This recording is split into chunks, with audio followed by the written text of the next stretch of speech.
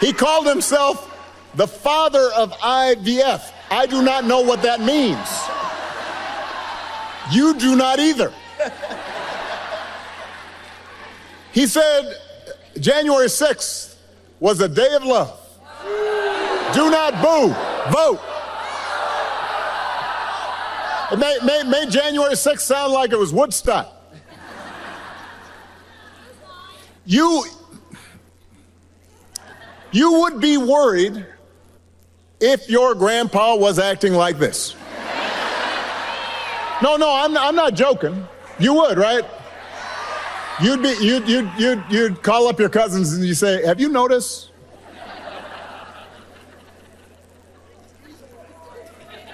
So imagine it coming from a guy who wants to be given unchecked power. Tucson, we do not need to see what an older, loonier Donald Trump looks like with no guardrails. We have had enough of arrogance and bumbling and bluster and division. America's ready to turn the page. We're ready for a better story.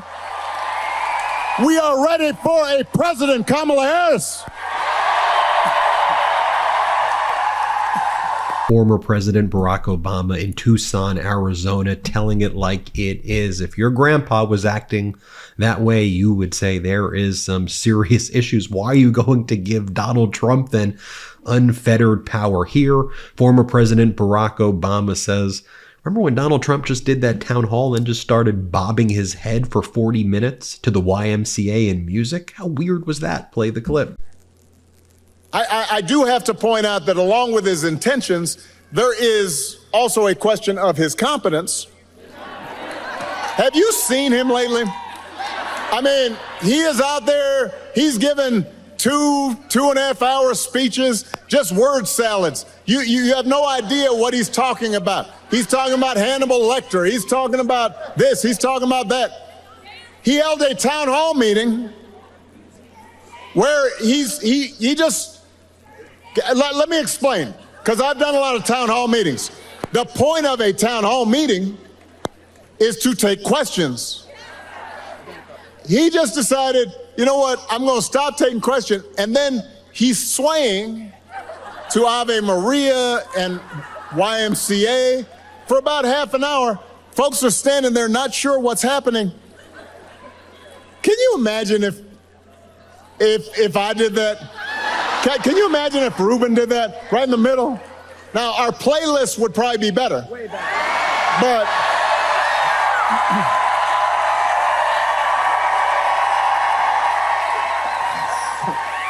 Obama then talks about how Donald Trump is selling $60 Bibles made in China. Play this clip.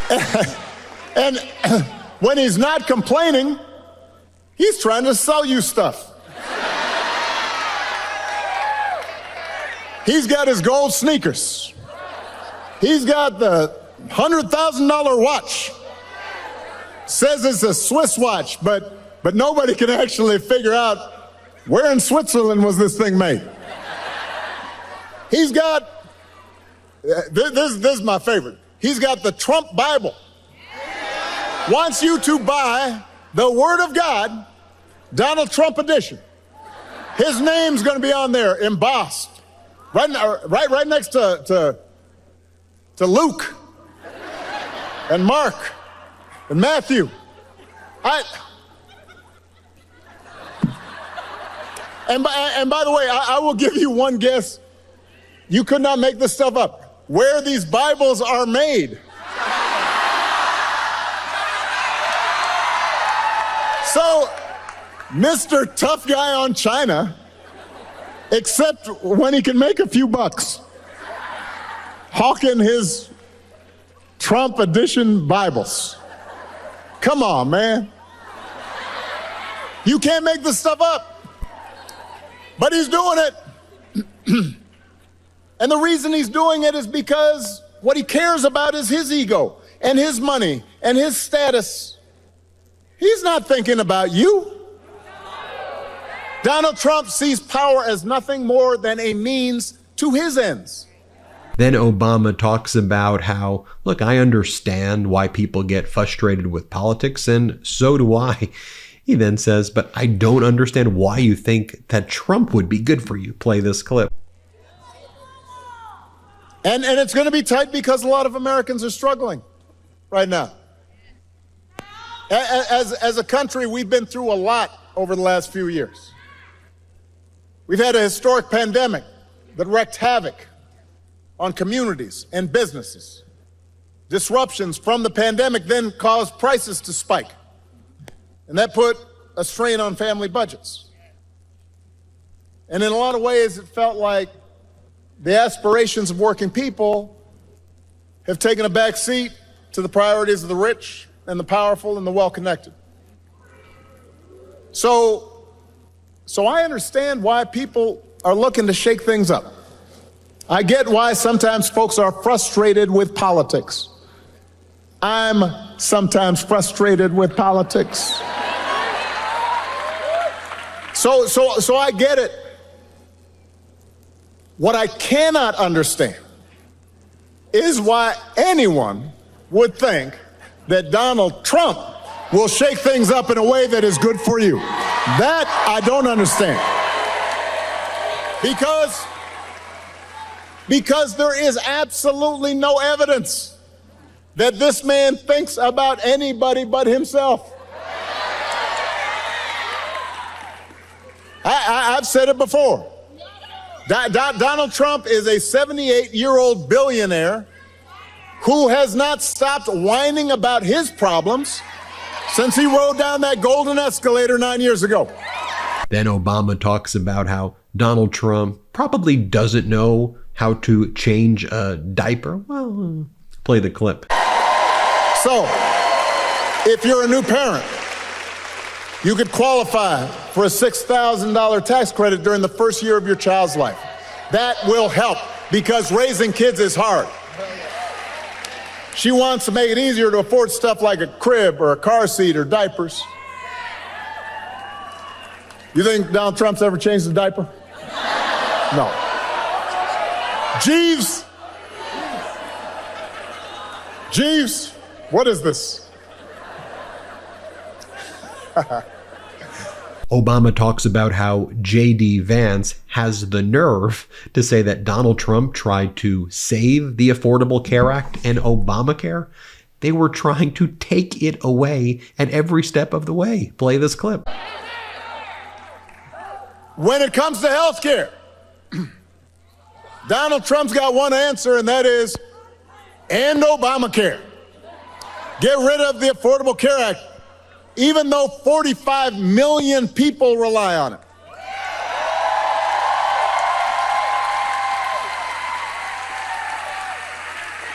Couple of weeks ago, his running mate had the nerve, the chutzpah, to say that Donald Trump salvaged the Affordable Care Act.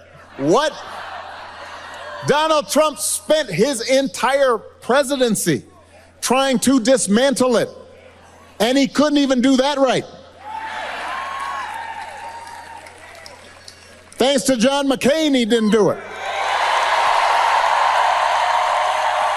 And folks, of course, the people in Arizona remember that because it was John McCain that saved the Affordable Care Act when he put his thumb down and voted against repealing Obamacare. If he didn't do that, you likely would have lost your health care right now, and people can be discriminated against for pre-existing conditions. Tens of millions of Americans would have died if Donald Trump had his way, and he has the nerve to say that he was trying to help this situation. Then Obama talks about how he was the one, Obama was the one who had 75 straight months of job growth, and Donald Trump tanked it. Play the clip. And I'll hear some people say, well, I remember the economy when those first 2 years with Trump, they were pretty good. And I say, yeah, it was good. Because it was my economy that I gave to him.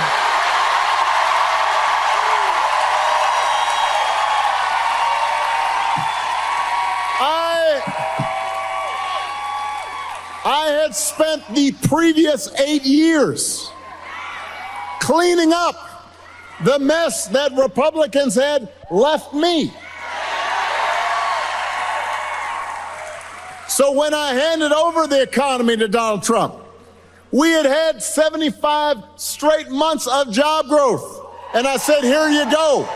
And all he did with it was give a tax cut to people who did not need one, and drove up the deficit in the process. And now he wants to do it again.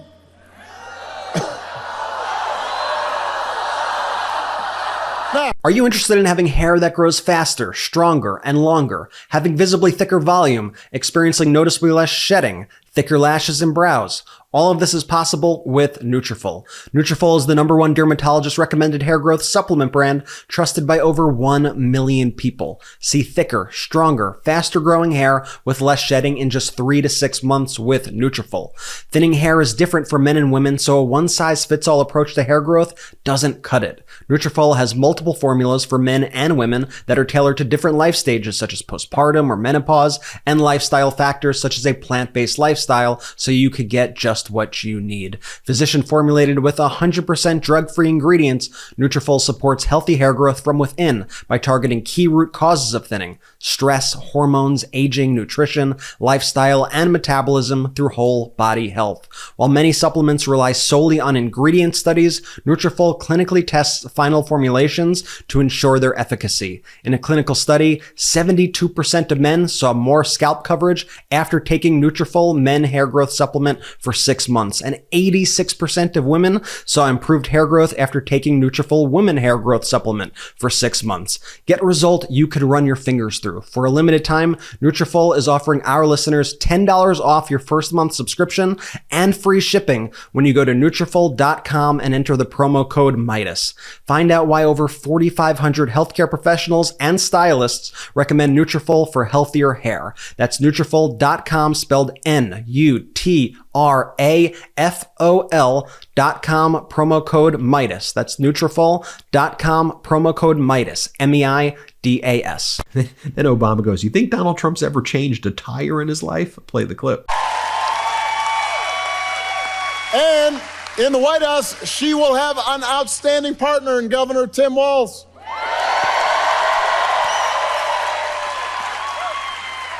Love that dude. Tim's a veteran, he's a teacher, he's a coach, he's a hunter, been a great governor working with Democrats and Republicans to get stuff done.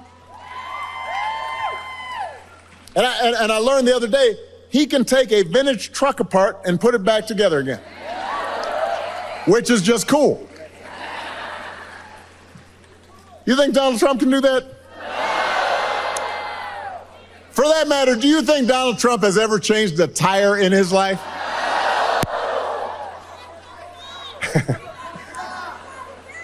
Yeah, you know, he's like having Jeeves change his tire.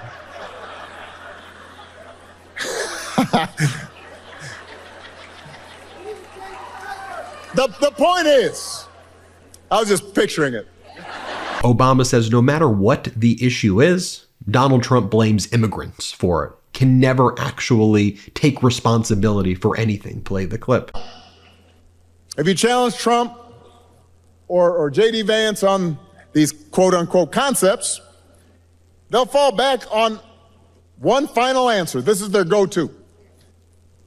After everything else makes no sense, they'll go, and it doesn't matter what the issue is: housing, healthcare, education, paying the bills. He'll blame immigrants.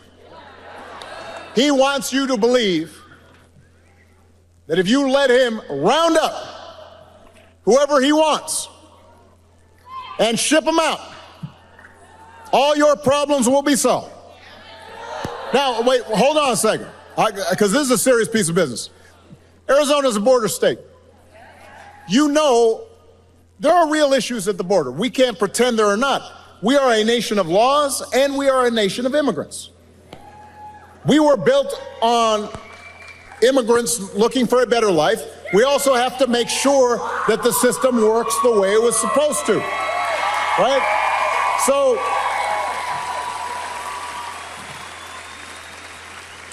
So we have a real problem to solve.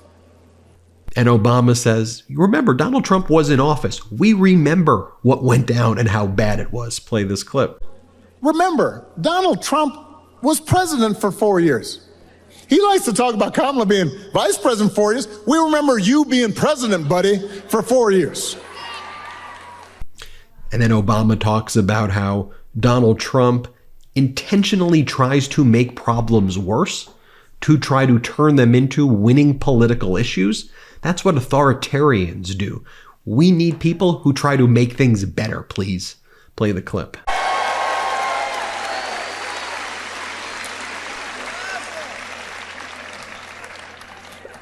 So the question is,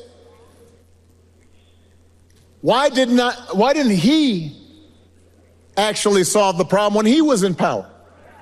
Why was the number of undocumented immigrants basically the same when he left office as when he took office? I'll tell you why. Because he didn't have a real plan, and he still doesn't. What he had is talking points. What he had is a concept of a plan. And by the way, it was a mean and ugly concept.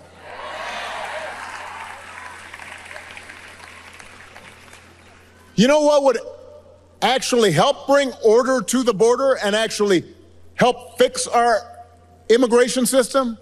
The bipartisan deal that Kamala Harris supported, even though it was written by one of the most conservative Republicans in Congress, and Donald Trump deliberately lobbied against it and told Republicans don't vote for it because he figured that if you passed it, he would not be able to engage in the same kind of fear-mongering that he's been doing. He cared more about winning an election than he did to actually solve the problem. Vote.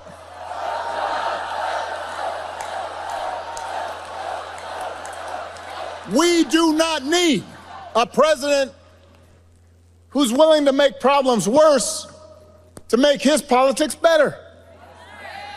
We need a president who actually cares about solving problems, making your life better. That's what Kamala Harris will do. And that's why you got to vote. Obama says, if we believe in freedom, listen up. Play the clip.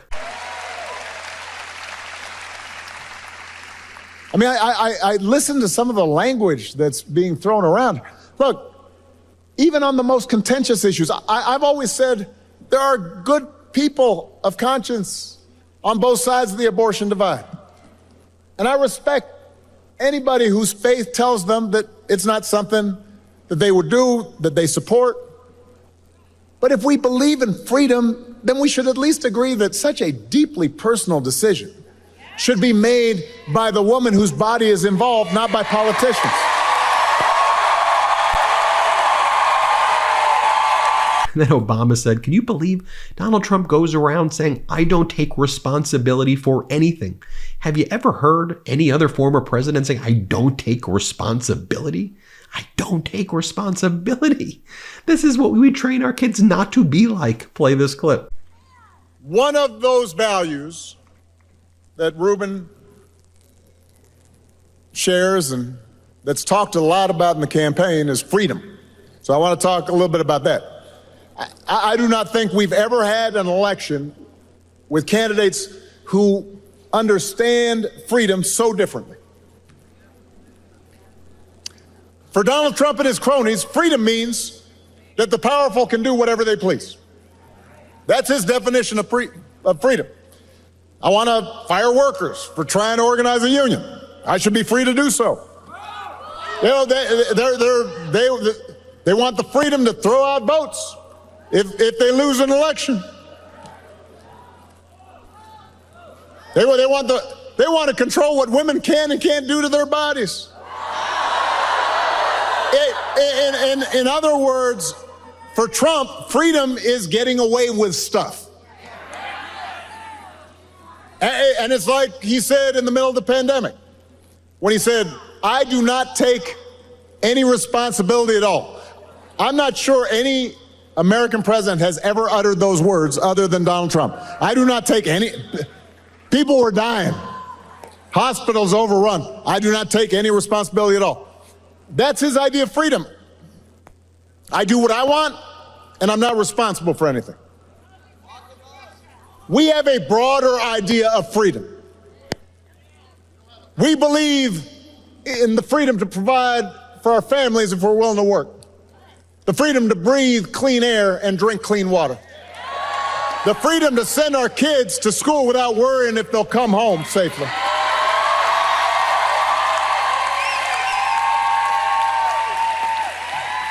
We believe that true freedom gives each of us the right to make decisions about our own lives, how we worship, who we marry, what our family looks like.